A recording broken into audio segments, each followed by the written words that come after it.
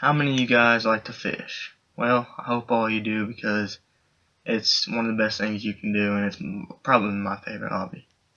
But that's what I'll be telling you a little bit about today, is bass fishing.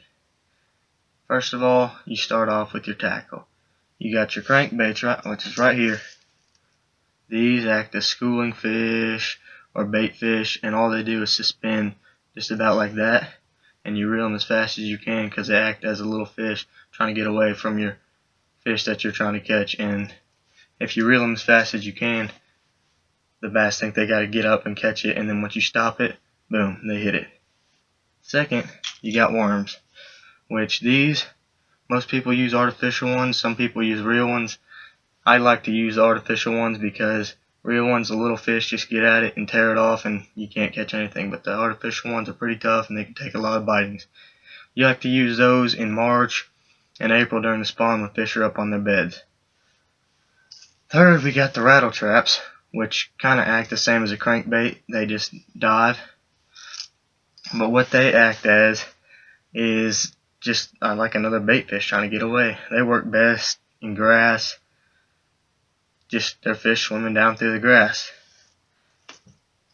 Fourth, you got the spinner baits. What these act as is a little bait fish swimming next to another bait fish, and the bass just love them. Fifth, you got the jig, which, as you can see, looks like a crawdad, and these are best to fish off of rocks, and man, they work. Fifth, you got the topwater. These things do wonders. It's just amazing how you can work them across the top of the water and fish will hit them, and it's just one of the best feelings ever. Next, you got the times of year to fish. In the winter, you want to fish a lot of the deeper water because fish aren't up anymore. They like to get down at the thermocline, which is down where the water kind of stays right at a warmer point, where up it's really cold and down it's really cold. It stays at the warmer point at the thermocline, which is usually on Lake Norfolk about 30 feet during the winter.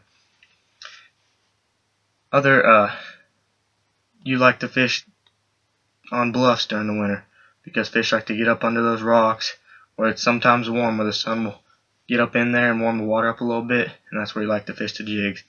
During spring, that's the spawn time, and that's when the fish are all heating up, and the fishing is best during that time. That's when you want to throw all your baits up on shore, and they will just tear them up. You can almost throw any kind of plastic up on shore, and you'll catch something. Fishing off of land and docks is great for that time of the year. Summer, the same. You might want to go a little bit deeper. 20 feet sometimes is good, but same. You want to stay up on the shore, which is really good. And you throw, like I said, about a plastic, any kind of plastic, you throw it up on shore and you'll catch something. I'm almost guaranteed. Next, you got lakes. You got grass lakes, which are Sam Lake, Rayburn, and Lake Fork, which are both in Texas. And those are really hard to fish. The grass it just throws you off completely if you're used to fishing lakes like Norfolk. Next, you got clear lakes. Lake Norfolk's a really clear lake, and Bull Shoals, as you can tell, we live here. They're beautiful. That's what we all know. Next, you got dirty lakes. Toledo. That is, you got to pick out your baits just perfect for that, because if you don't, you won't catch anything. They got to be able to see your bait, and you got to know what they're hitting just right. You also got Table Rock, which is another clear lake. That, what you guys know, is in Arkansas as well. Next, you got fishing techniques. You got the jig and pig, which acts as the crawdad, and you work that just right along the rocks. You bump it through the rocks, you pull along the rocks, and that acts as a crawdad to swim through there. And bass absolutely love that. Spinner baits. That's another type of fishing technique. You use trailers. You put a hook on the end of your spinner bait, because a lot of times they bite at the little spinner going, and they'll miss that, and you'll get your trailer hook. That's how you catch them.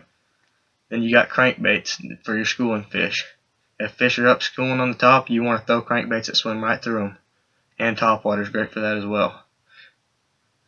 Weightless worms, that's another one. You just work them along. They look like a little worm just jiggling through the water, and bass will tear that up. And last of all, you got the types of boats. Bass Cat, it was family owned since 1971. Known for speed. 6 J.D. Power awards. They're great customer service. I'm actually really close with the Bass Cat owners and the son, which is really good for as much as I like to fish. Next you got Ranger, which they sold to Bass Pro just in 2014, and they're known for the ride mostly, and they're probably the most popular boats. Legend, they're industrial plants in Midway. They're known for looks. And then Phoenix, they're a new boat company. They're composite boats. They're just decent boats, not your highest boat, not the best boat you can get. Triton, they're made by Ranger, and those are like another one of the composite boats. They're not the best ones you can get. They're not the highest dollar. They're kind of just right there, affordable boats. And then Nitro, which is, those are good boats. Bass Pro sells them. They're cheaper. Another one of those composite boats, which are just good, cheaper boats that will just get you to do your thing.